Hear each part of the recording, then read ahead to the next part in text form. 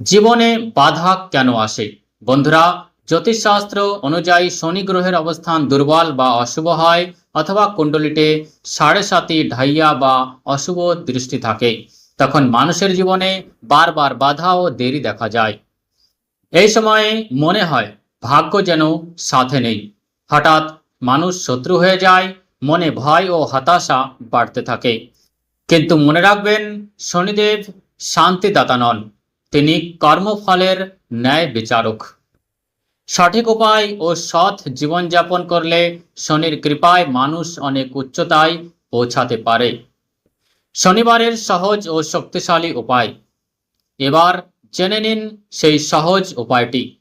শনিবার সকালে বা সূর্যাস্তের পরে কোনো অশ্বত্থ গাছের নিচে অথবা শনি মন্দিরে যান, সেখানে খাঁটি সরিষার তেলের প্রদীপ জ্বালান।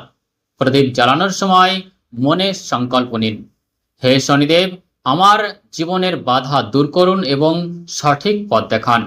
এরপর কমপক্ষে 11 বা 108 বার শনি মন্ত্র জপ করুন। মন্ত্র হলো ওম শম শনিশ্চরায় নমঃ।